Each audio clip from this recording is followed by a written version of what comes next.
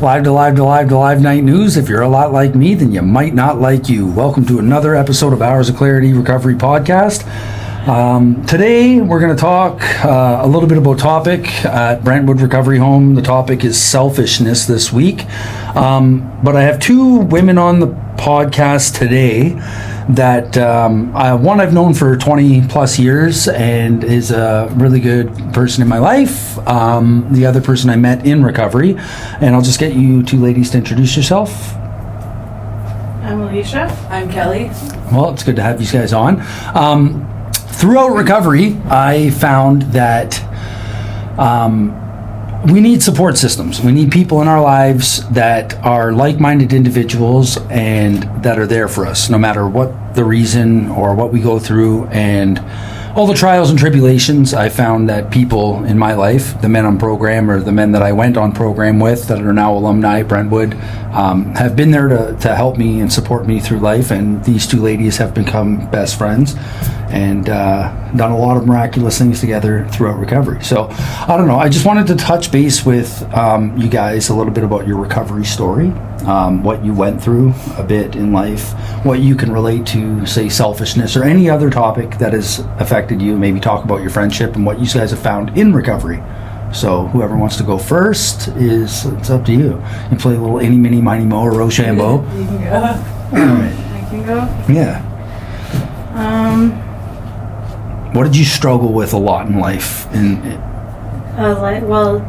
Just on the topic alone, selfishness. Like I never realized until I came into recovery how selfish I actually was towards everything. Really, it was just all about me and what I wanted at the time. I never really took into consideration my family, my kids, my friends. It was just what would benefit me at the time, I guess. How many kids do you have? 2 sons. Yeah. And I remember when I was a kid, my mom telling me, like, you're selfish, you're acting selfish, and like I just never seen it. I always thought it was somebody else's problem. Did you ever get your parents telling you, like, you never listen, or like, why won't you just like follow what people say to you, or teachers, or yeah? Like, my house was pretty dysfunctional. My father's an alcoholic and active user, and there was a lot of abuse there and stuff. So my mom was in survival mode. She was doing the best she could. So it was, I wasn't really showing, I guess, how not to be selfish. I mean, I was good to my brother. I remember taking on a motherly role with my brother when we were small. But yeah, just coming into recovery and learning all the stuff that just not even drugs and alcohol alone, it's all the character defects and stuff that I do 100% have, and it's something I have to work on every day. But I could never see those things before. I wasn't willing to even look at like selfishness and how I was in self-pity and the self-righteousness I had, and just case of the fuck it's all the time, giving up on everything I ever tried. It's still a struggle daily not to be selfish, I guess, but it's with like the job I'm doing now, it's like you're kind of forced not to be selfish. You're helping people. So What job is that? At the mission. So you're a support worker there? Yeah. Okay. Yeah. So what did you struggle with when it came to addiction? Like, when did you first realize that you had a problem, and what types of drugs were you doing, or alcohol, or? I knew it was an issue right from probably 12 years old. Once I first started like marijuana, had my first drink. It was like, the first time I ever tried substance, I knew it was going to be a problem, because it was just like the relief I got from it, I guess. I was able to come out of my shell, have a little bit of confidence. I never really had much confidence. I just, no self-worth really. And I felt like I could, act how I wanted to act. I never was able to do that before. It was just... So you felt like there was like I don't know how they say it, but like you get that liquid courage. Yeah, in a liquid sense. courage. Yeah. Allows you to become somebody different. Yeah, just being somebody different, not myself. I never really liked myself, so. Isn't it kind of weird how it always starts like that? Like, for me, anyway, it was like the drinking allowed me to, like, be social, or like I wasn't like so clammed up and in a shell. Mm-hmm. I was able to, talk to people, or, ask the girl on a date, or whatever it was that I was too nervous to do when I was like myself, right? But then that evaporated quickly, and it became more of a dependency. And a lot of that, like, did you find the same similarities throughout your addiction? Pretty much, yeah. Like it began like in high school, and then I would, skip school just to get high. So it was like I was just barely making it through, and then before you know it, it was like I just quit school to get high. Yeah. Then I started drinking, and it was like drinking was a whole nother ball game for me, because it just got me in so much trouble, constantly fighting. Just made me into like a mean person, a very mean, nasty person when I drank. But it's like it got to the point where I had no control over it. It's like I had to drink every day, because the anxiety I would get when I wasn't drinking, I couldn't deal with it. So like I would wake up in the morning still drunk pretty much and go to work, and then I would get off work and come home and I would drink again. It was just like a vicious cycle I lived for years with the drinking, until my health like I no longer could do it. Yeah. It's like so then I just moved on to drugs, and then it was just from one drug to the next, and until were you one of those people that, like, well, I guess for myself, I did it a lot, but I'm going to stop smoking crack by using opiates, or I'm going to quit doing opiates if I do more meth. Yeah. And like a lot of it was like, you know what I mean? I'm going to stop drinking by doing cocaine. And like if I only do this on the weekends, I'm going to eliminate. And it's like they literally started playing hand in hand with each other, and I'm jumping crutch to crutch to crutch. That's exactly what I did, yeah. And then I would try methadone, or I would try Suboxone, eventually, just to get off. Like, I could never be sober. I could never just be me and in my head without a substance, because I couldn't handle the thoughts in my head. I couldn't handle the shame and guilt of all the stuff I did. Never wanted to face it? Never wanted to face it. Up until like I really had no choice. I had lost my family, didn't talk to my kids and my mother, or whole side of my mom's family, for probably like a few times in maybe 4 years. I had even had conversations with them. And then I knew I was going to end up in jail or dead, one of the two, because I was overdosing so often. And I was practically playing cat and mouse with a family member who's in law enforcement, who knew what I was up to. Yeah. So it's like I had to make a change, because I didn't want to go to jail and I didn't want to die. And that's when you kind of started looking for recovery? Yeah. Okay, we'll pause there for a second, and we're going to go to Kelly just to get a bit of your story. Maybe some struggles that you went through, maybe how you grew up, or finding your addiction, like what led you into that path, and then maybe what destruction you had left behind and what led you to find recovery. And then we'll touch base on both of you guys at the same time, because you guys are like recovery sisters. Right? So we can go that route. Okay. Okay, so addiction, I guess, kind of started like she said, like early on in high school. I started smoking weed, I started drinking, doing ecstasy, and then the coke came in. So from like 14 to I'd say about 18, I was like a full-blown alcoholic. Like I had to drink when I got up in the morning, because I was tremoring and everything. It got really out of hand. Then I got pregnant, which kind of saved me a bit, because then I stopped doing everything, right? Yeah. And I had a good period of sobriety for maybe, I'd say till about my son was about 5. Okay. My doctor then put me on Percocets, is kind of then what started it for me, right? Yeah. I kind of kept things together. I was a functioning addict, I guess you could Working, say. living, yeah, supporting taking care your of my son. son. Yeah. How old's your son now? Is that the only child? Only child, yeah. Okay. He's 15. He'll be Okay. 16 in March. So, so I did that for a while, and then things just kind of got out of hand a little bit more. I started doing different opiates. Yeah. Like and what? then, well, like Dilaudids and then Hydros. Okay. And then what kind of like things got really bad for me was when my ex and I kind of went through a rough patch there, and my brother gave me my first needle. To be honest with you, is kind of what started my downfall. Yeah. So then I was How addictive that can be. Oh, it was brutal. Yeah, Yeah. like I didn't really believe the whole addiction to the needle thing until I Yep. was right. So I was doing that and doing heavy amounts of that until one day I couldn't find it, and somebody gave me fentanyl for the first time, and that's kind of when things spiraled really bad for me. But I still never thought I had a problem. I always thought I had it under control. Were you still working at this point?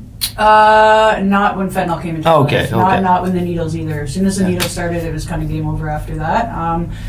So unlike Alicia, did you manage to dodge legal issues, or did you ever find yourself in a situation where that was a problem? Yeah, so when the fentanyl was kind of completely my whole life and my whole life only, I caught a pretty heavy charge, and I thought that was going to be my wake-up call, but it still took me getting caught 5 times after that, like with breaches, with the same charges, Yep. for me to finally surrender and want to live a different life. Right? Well, at least you did that after only 5 times. You think something like 111 charged convictions, like on my end. So trust me when I say that, like it's a blessing you did. Do you know what I it mean? saved my life, to be quite honest with you. 100%. It was heavy. It took I got 3 years for my first offense, which was kind of Yeah, an a slap. eye-opener, right? Yeah. But I needed that, right? It's like looking back at it now since being in recovery and coming to Brentwood and understanding what I understand now about how deep addiction really goes, and it's not really about the substance, like she said. It saved my life, and I'm really glad that those things happened. I don't regret anything that has happened in my life at all, to be quite honest with you, because it's made me who I am today, right? So, That's 100% true. so with that comes with broken relationships. My father and I always had a pretty strained relationship because he's an alcoholic. So I was fist fighting the guy from the age 14 till honestly probably like 28. And then since coming into recovery, it's like my relationship with my father and my mother is changed for the better. Like my dad and I are very good friends. Just transformed, eh? Yeah, it's good. Like his drinking has slowed down, but he still drinks. But it's like I'm able to handle him now, I guess you could say. Have acceptance in it. Yeah, you know what I mean? Where I don't snap off the handle and just like, crack him in the face or whatever it may be. But yeah, it's I've learned a lot of good things in recovery, so. Yeah, I can relate a lot to that too. When I first came under program, like my dad's been drinking since like a teenager, right? And he's in his 70s now. Having conversations with him on the phone, I remember just being so angry because I could hear the buzz in his voice and having those like feelings arise. But now I'm like sober and having to learn from it. Yeah. Right? And recognize that I'm just adding to the fucking problem when I'm like yelling at him about it or I'm getting pissed. Like, but it's triggering. It honestly is, right? Yeah. Because of all the things as a kid that we go through. I don't know if you guys can both relate to that. 100%. Yeah, it's like, you know what I mean? Getting put back into these flashbacks and memories, like it's like tormenting in a way. But I wanted to get to a part where you have now done the 90-day program at Brentwood, and you guys both find yourself in positions working and taking care of responsibilities and, moving forward with your lives. Like, you guys are both working at the Mission, correct? Correct, yeah. Yeah, and you're both working at Brentwood now, Yeah, right? yeah. So it's like, these are major changes, right?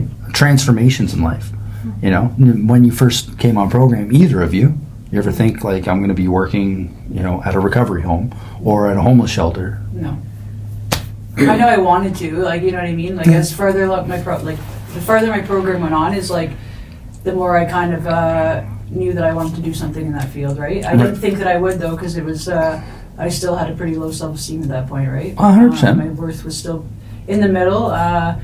Today I can say that I do love myself, whereas before I couldn't, right? It was like I hated myself, and then I went from that to I like myself, but to where we are today, it's like, it's hard to believe that, like, almost 20 months ago we were on program, and now here we are, Right. It's crazy, actually. Yeah, we've made a lot of changes for sure. Yeah. Like, so Kelly and I were both on program together. I think you started a week before me, right? Yeah. And then we've stayed close like this whole time. Like, she's definitely like the person I call. Like, she's been there for me a lot through so much. And just to watch like her grow has been like really like awesome. These guys on program breaking the rules, and now you're all buddies. You're all working together. Yeah. Yeah, now we get to yell at other people. No. We don't yell at anybody, but it is crazy how you see yourself in like a lot of the people that are here, right? And then it is a nice thing to watch people grow. You know? Because it's like you see some people come in, and some people you see potential, and it's like they end up leaving, and it's kind of heartbreaking, right? It's like, but you get used to it as time goes on. It becomes a part of recovery, right? That's right. In and out, so. Well, think about like when people would leave our lives when we're in our disease. It was like the absolute end of the world. I know for me, I couldn't let go of relationships. I couldn't handle when I was criticized by family members, or you know, even now, like when somebody points something out, it's like more constructive criticism than an insult. For me, like it's easier. Like I'm not perfect, but it's easier to handle somebody saying like, "Do you notice what you're doing?" You know, or "This is what I would do," and like not take it as like, "Who the fuck do you think you are?" kind of thing. Prior to recovery, though, like you couldn't tell me nothing. You couldn't even get through to me. So I don't know like how that is for you guys, but I do see a lot of changes throughout life. Like, you know what I mean? Through the past year and a half that I've known you and the 20 years that I've known you, the patterns of behavior, especially for Alicia, I can see have transformed into a totally different human being. You know what I mean? So do you find yourself having better relationships with your kids at this point in life? Yeah. I mean, just like to have my parents like trust me again, considering all the shit I've done to them and put them through, and umpteen years in addiction, and just the lying, stealing, cheating, the whole 9 yards of everything I did. It's just nice to have them trust me, and just to know that like my kids can call me if they need to, if they need something. Just to spend time with them. Like, it's hard because I'm not or with them. Have your kids ever seen you like overdose or anything like that?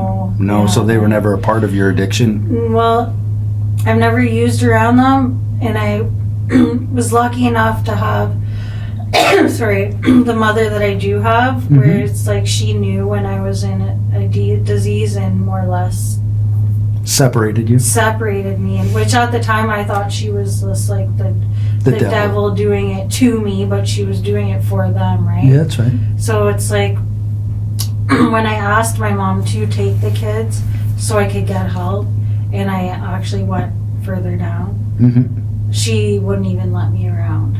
Probably a blessing for them. Yeah. As we thought, maybe it's a personal attack. Yeah. Oh, I'm not that bad, this and that. Meanwhile, like, they could probably tell right away I was high. Like, so I was lucky that way. My kids were lucky that way too. Not saying they're lucky because I wasn't around, but they didn't have to see me at the depths of my disease. What about you, Kelly? So, yeah, I don't know. You know what? Near the end of it, I kind of, my parents had my son as well near the end of it, but I was still selfish, we'll say, because, like, I never used in front of my son per se, but I used in the same house. Like, I would lock myself in the bathroom and, you know what I mean? Like, do He my can thing. tell. Oh, of course. Like, you know what I mean? Looking back at it now, you know, like, he'd, you know, be, like, banging at the door or something. Like, I'd be, oh, I'll be out in a minute, you know, just yelling at him. And it's like, yeah, I can only imagine what he felt.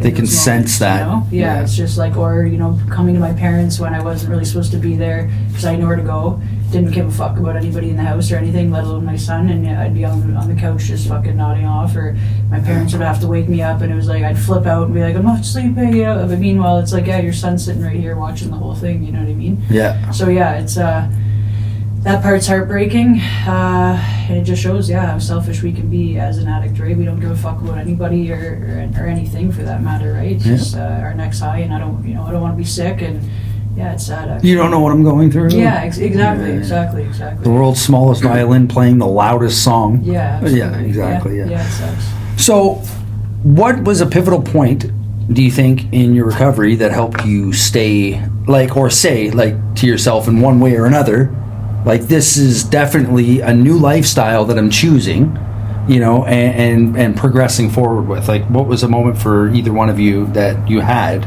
if there was one, a topic, a person, a one-on-one, a specific moment, if there was something that kind of pivotally changed your direction? So, obviously for me, like I said, I surrendered when I was in jail, but when I came to Brentwood, it was like, for me, it was listening to all the alumni come up to the mic and speak about their stories and where they're at today. And it was like, I remember just sitting there thinking, like, I want what they have, you know what I mean?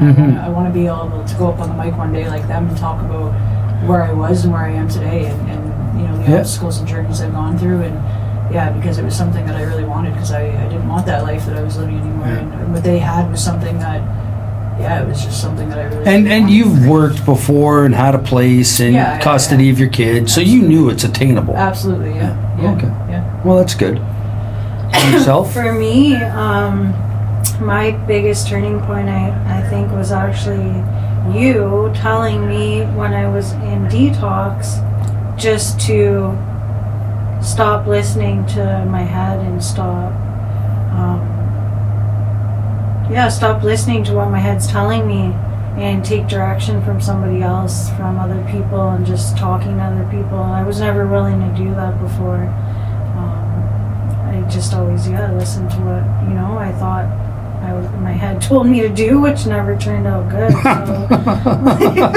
It's funny, I'm on the sidelines just cheerleading. Hope she gets into treatment. Here you are 20 months or something later. Yeah, no, it's good. It's good to see these guys thriving and doing positive things in your life. Tell me about maybe a certain person in recovery besides the person sitting next to you, because I've heard you voice these things that have helped you along the lines of like therapy or keeping you grounded in your recovery, or, you know, maybe, I guess, I don't know how to say this properly, but like being firm, you know, to keep you in a sense like on the right path. Was there anybody like that for you? Well, I think that like when things get tough, right, and I reach out to, like, Nicole, my group leader's helped me a lot. Like, I just always play the things like she said and told me in my head. Chris has helped us a lot. Yeah. Shout out to Nicole, shout out to Chris.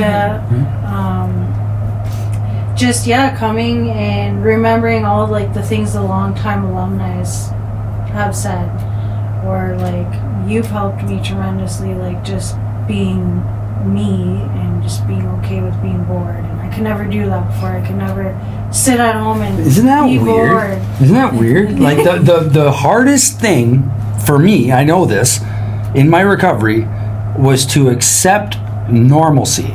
Like if it's just blah, like, oh fuck, I gotta create something because it's not exciting enough. This isn't this enough. That isn't that enough. Like there's all sorts of problems with nothing. So if it's nothing, there's a fucking problem with it. But the minute there's like chaotic something going on, I'm comfortable. This is awesome. Fireworks, loud bangs, yelling, screaming, fight. Like what?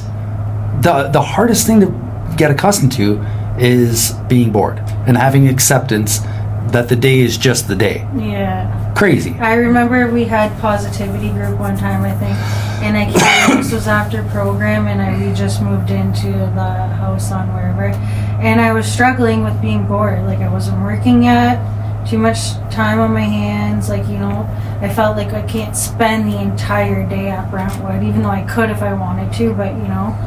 And I remember sharing in positivity group that I was okay with just being me and just being by myself. In my head, I didn't have to run, I didn't have to cause chaos, I didn't have to, like, I could get through the feelings. And like I was so happy about that, because it was just like something. What'd you just say? It's a big deal, though. 100% it's a big deal. Like you said earlier in the episode that you were finally comfortable with learning to like yourself. Then I could start to learn to love myself. and now you can look in the mirror, right? It's a fucking big deal. True story. I actually do look in the mirror. Yeah. I couldn't before. No, 100%. I used to not shave because I didn't want to face whatever thoughts would pop into my head for whatever, shame and guilt I had. Yeah. Like I would judge myself a lot. Like a lot helped me was positive affirmations. Something that helped me a lot was somebody told me, like, why don't you just lie to yourself at first?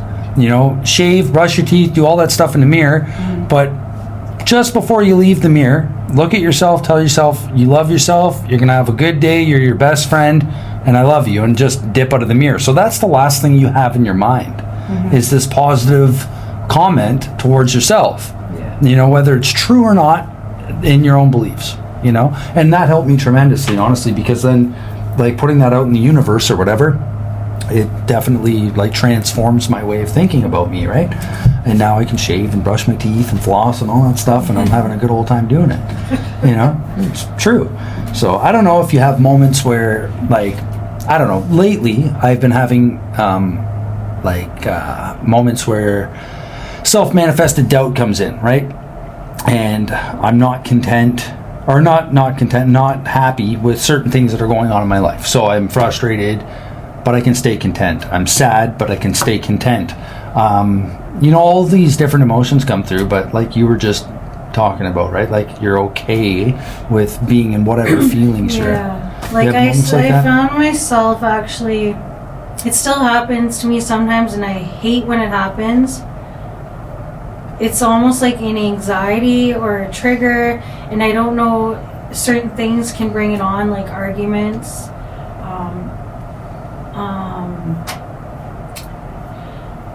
Arguments, like other people's negativity, I guess, can bring it on, and it can send me right down.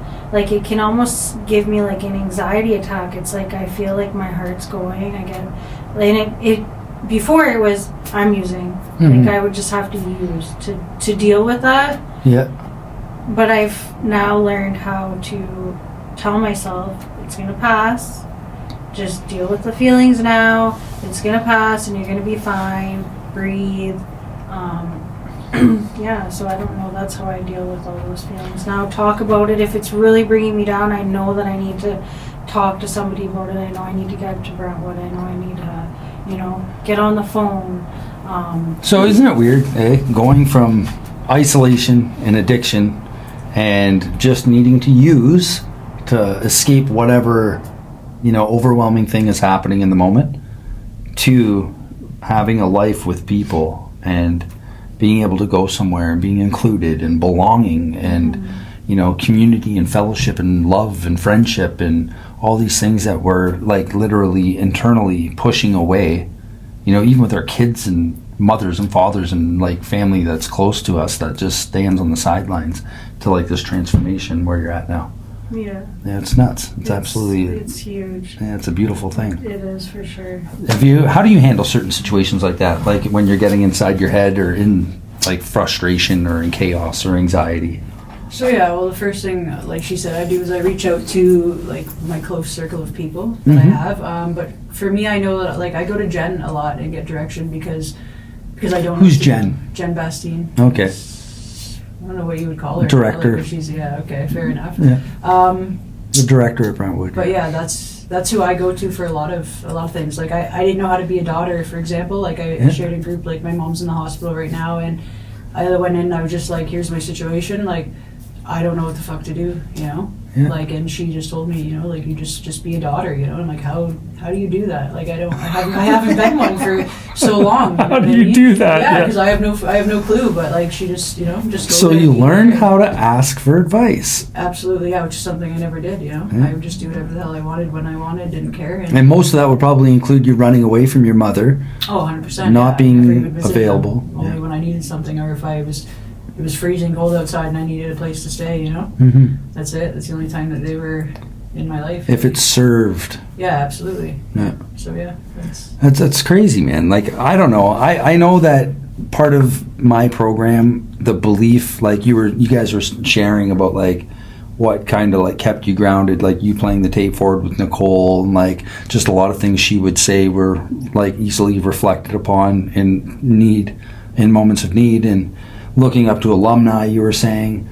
And like for me, it's like I never believed them at the mic. I didn't want the advice from my group leader. I thought that like this guy can't fucking know what I'm going through. Like, first off, like he had a different kind of lifestyle, right? Like I always thought like the only people I'm going to relate to are the people that have been in prison or the people that have lived that kind of a lifestyle, right? So this group leader that I had, like the guy was, in the hospital as a nurse, worked his entire life, was married, and like that, to me, that's fucking normal, right? Like how can you know what I'm going through? So I neglected that for the first part of my program. I didn't believe people at the microphone because I had no confidence in myself. I didn't have this outlook that I could be where they're at. I had this outlook like there's no way he's telling the fucking truth, simply because I didn't believe in myself.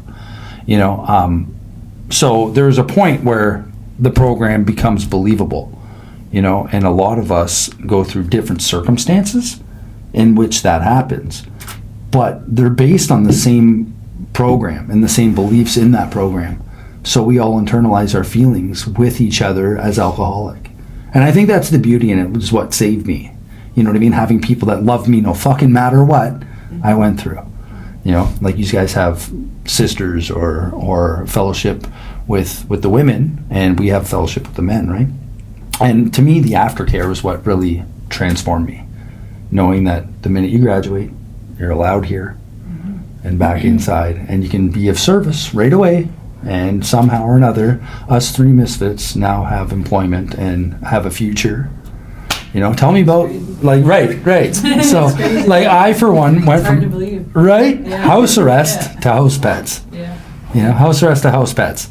Yeah, I got you on that one. Yeah. Right. Yeah, So it's like monitor. Yeah. ankle monitor, house arrest coming on program. Tell me a little bit about that transformation. Like, for instance, I remember permissions at one point. You guys had similar permissions, but then seeing you guys couples meetings afterwards, right? I forget who or what or when or why, but it's about the way you were thinking. What were you thinking in those moments right after graduation compared to how you feel now?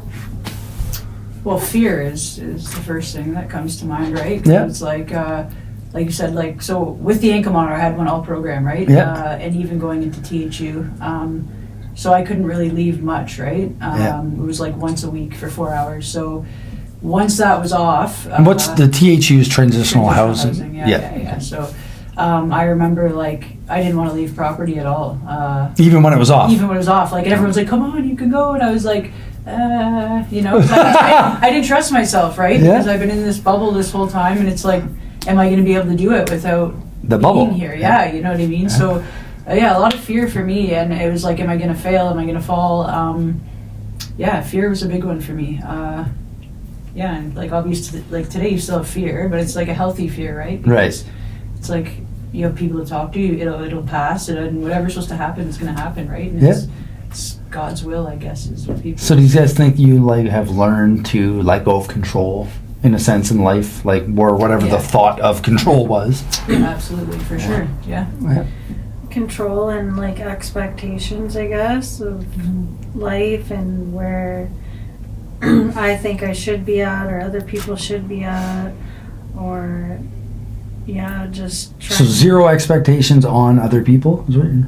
like not as much as I, trying to just go with the flow, accept, I guess, where people are at. It's just like definitely not perfect. But it's something I try to do today. Right. Whereas before, it was never something I ever really tried. If you weren't benefiting me or I didn't like what you were doing, I could just be like, right. And what's crazy? It's like, okay, so I'm the type of person, like, if I do something, I'm very manic. It's 0 to 100.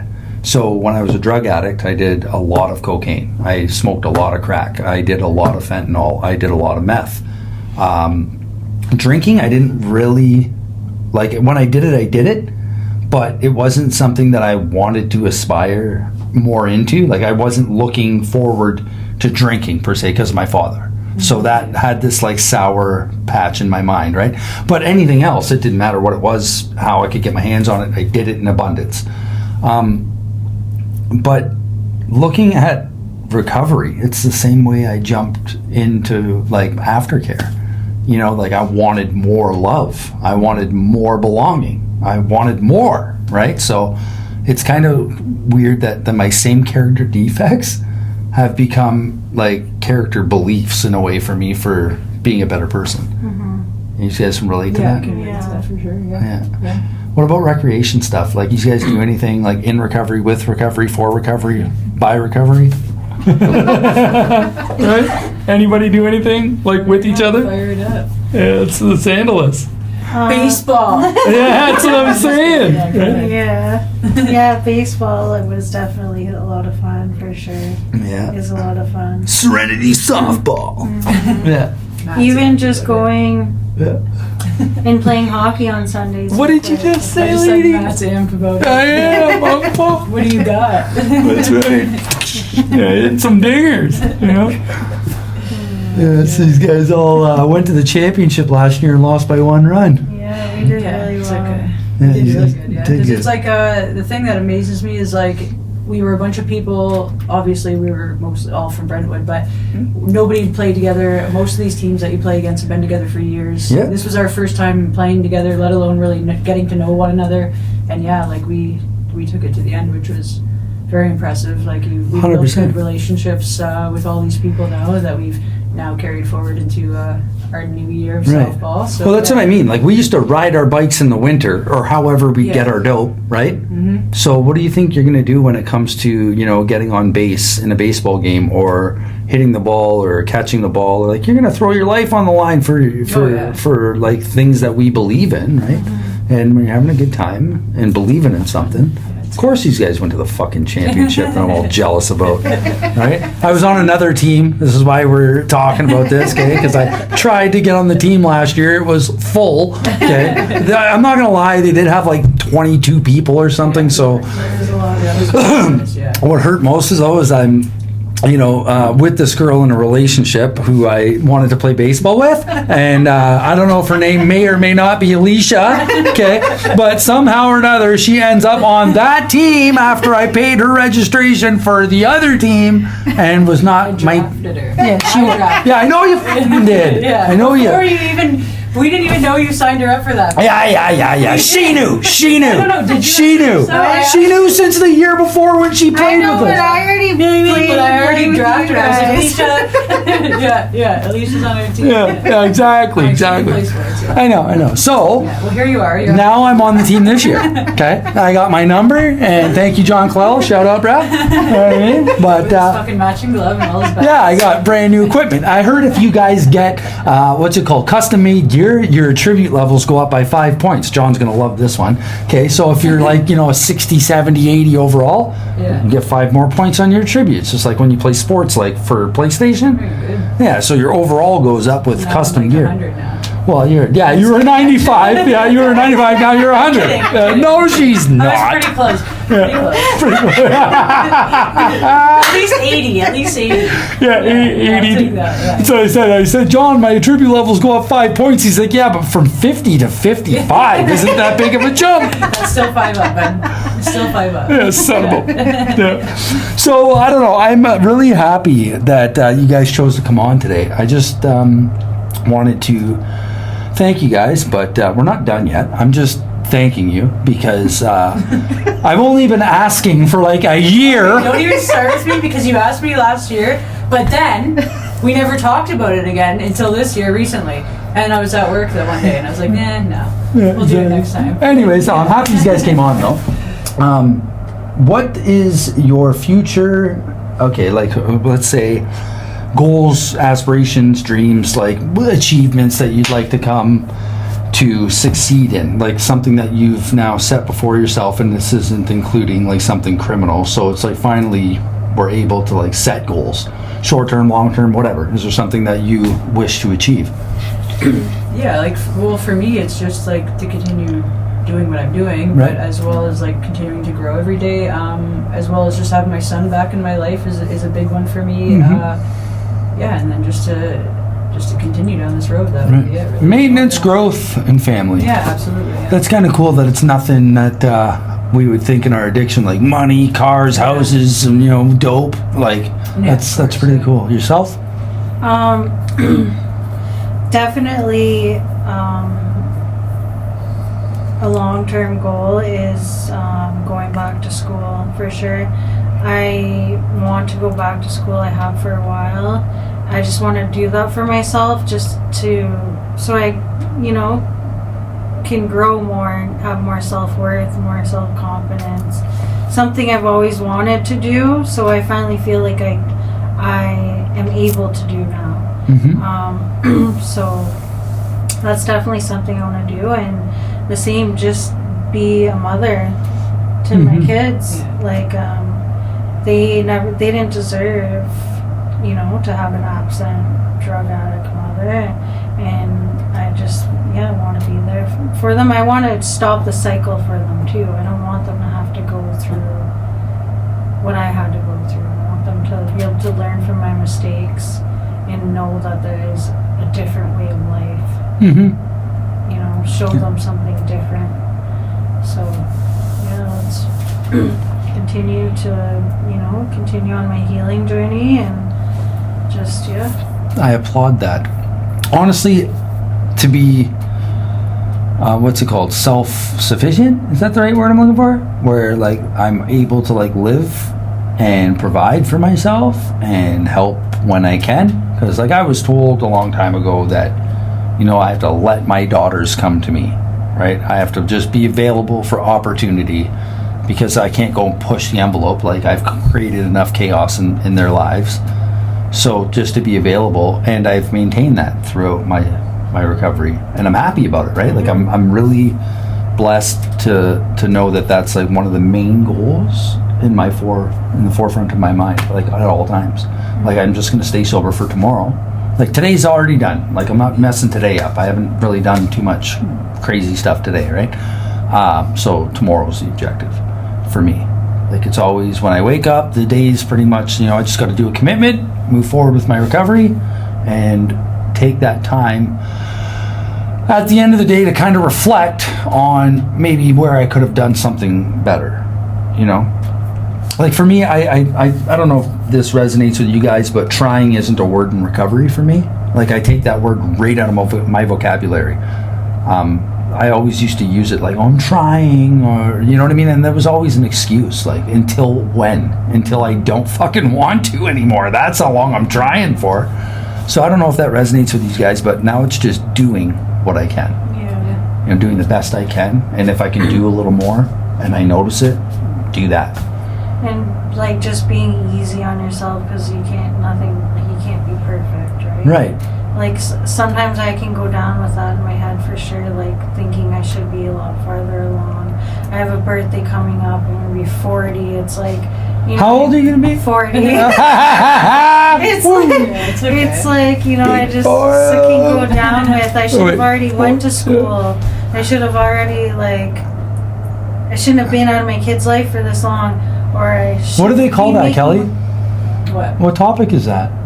Self-pity? No. Well, that's a little bit of self-pity, Yeah. but it's also I woulda, shoulda, coulda, fantasy, lady. Oh, yeah. You're living in a fantasy land. Exactly, yeah. So I can go down with that for sure. That's how I try to tell people, fantasy and self-pity, they come like right hand in hand. Yeah. Because I could be there by now if I wasn't already doing this, and if I hadn't have done that, I would have had that. And it's like, okay, so if I can be in self-pity, I can also be imagining of all the woulda, couldas, and shouldas. Yeah, it's hard to get out of that, though, at first. Just reminding myself that Do you remember? I'm taking baby steps, even though, Yeah. and that's fine. At least I'm not going backwards. 100%. So here, I'm going to jump to the anxiety part, but get back to the baby steps. So the overwhelming feelings when you first come into recovery. Oh, I want my job back. I need a house. I need to get this, my kids, my life. What am I going to do for money? How am I going to do this? I want to repair these relationships. You want all this stuff so quickly. Like, you remember having feelings like that? Yeah. What'd you do in those moments? Who put you in your place to get you back to level to get to where you are now? Did you have moments where you had to get mentally slapped out? Like that for me it was like taking me down a peg when my group leader or other people on program would be like, bro, you have no fucking control over that. Like, you can't Yeah. fix this, Yeah. you know? And I had to go through all those anxieties and all those tears and all those traumas. A lot for me was like the inventories. Like, dude, I feel bad for the people that I hostaged. You know what I mean? Like in those shares. Like, man, I need you to come and listen to this. I was told to share this with somebody.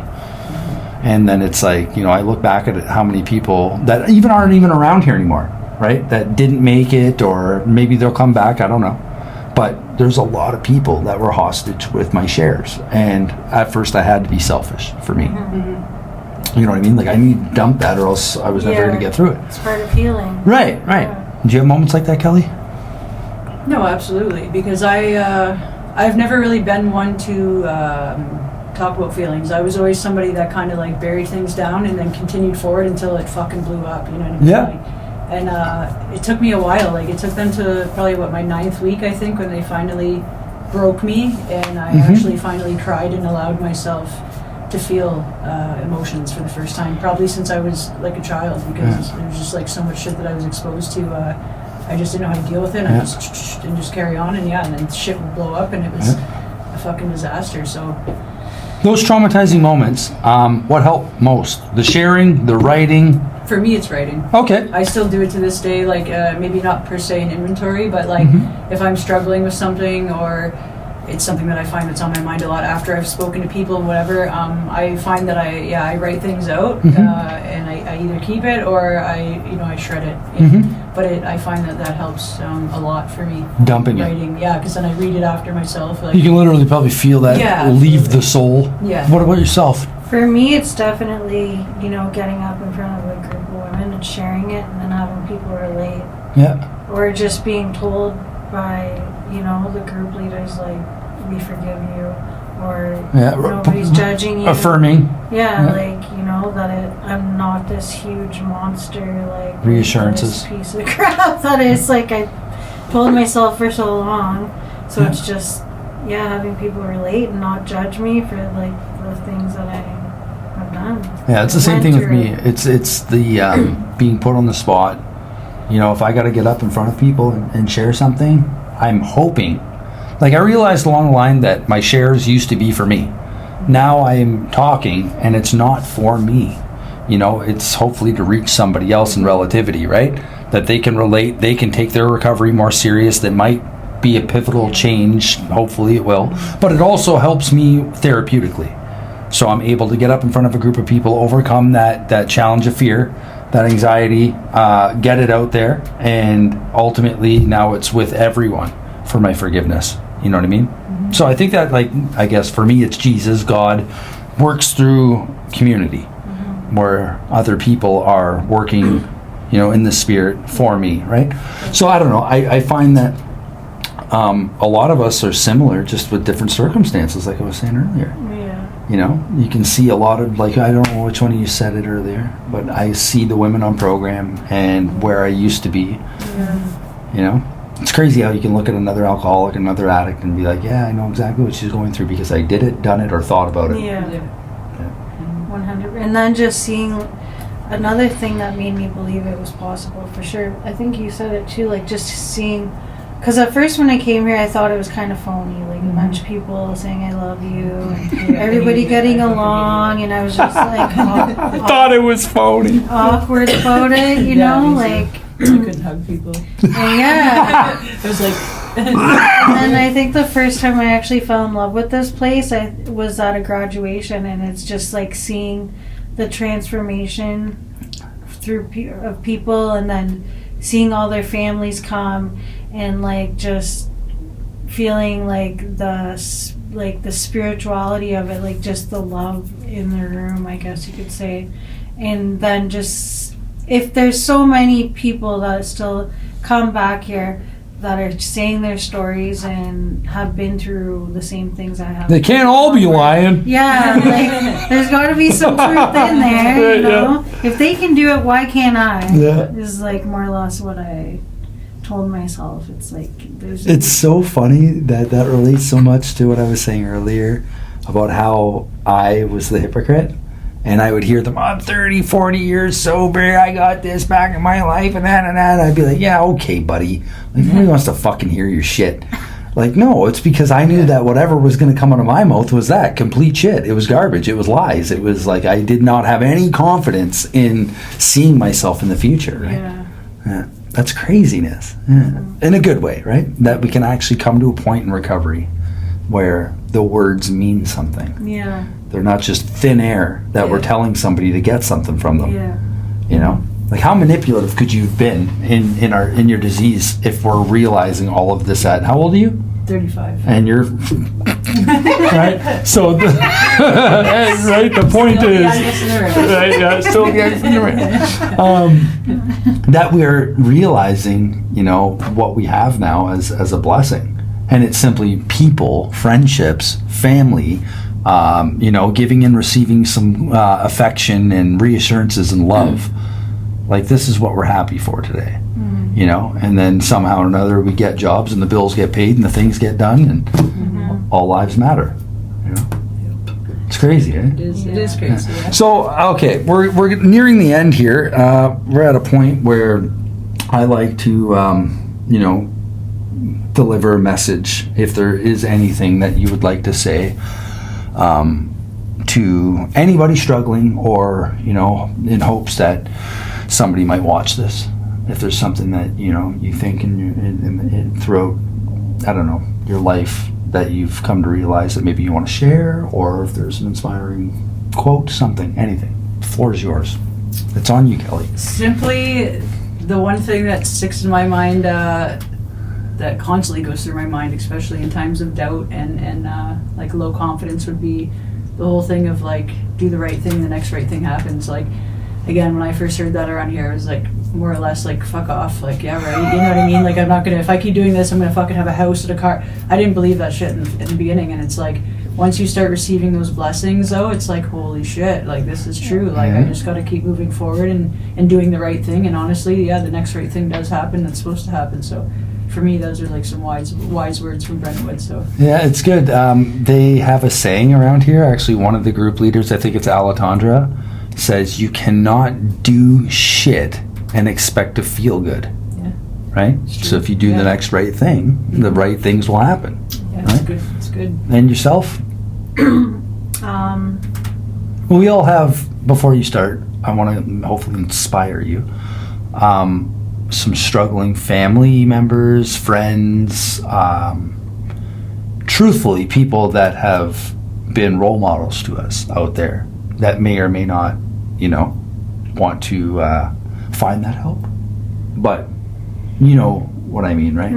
There's a lot of people out there that you just wish you could grab and put them in the place that you know is going to help them, but they need to want it, right?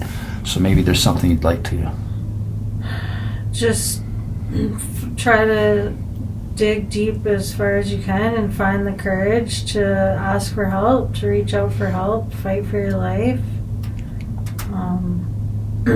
It's possible. Right, living proof. Living proof, yeah. You just gotta find the courage. I remember you Ask for saying help. something to me a couple months ago. I don't know, it's been a while since I heard you say it, but it doesn't matter how many times they keep saying they're gonna try to get sober. At least they're still doing that over and over and over again, so there's still some hope. Right? Yeah. They just haven't completely, just keep trying. Yeah, just don't give up. Until trying becomes doing, is the way I like to put it. Yeah. Well, I'm glad that you guys came on. We're going to wrap this up. I appreciate you guys. High five. High We didn't five. laugh that much. That's good. Well, if you want to get it out now, by all means. Are you sure, Alicia? She looks at the camera. Yeah, just buckle down and get the roar going. She's got the most amazing laugh ever. We all love her. I know, it's crazy, especially when it's spontaneous and out of nowhere. Oh my god, that's No, just try it one more time. Hold on, that's not. Anyways, no, start. Yeah, click like, share, subscribe, please. If you can, there's a PayPal link to donate. All donations go towards Brentwood Recovery Home and other outreach centers in the community. Just thank you very much for watching another episode of Hours of Clarity. Stay blessed. You're worth it. Yeah, you're working it. You're working it. You're working it.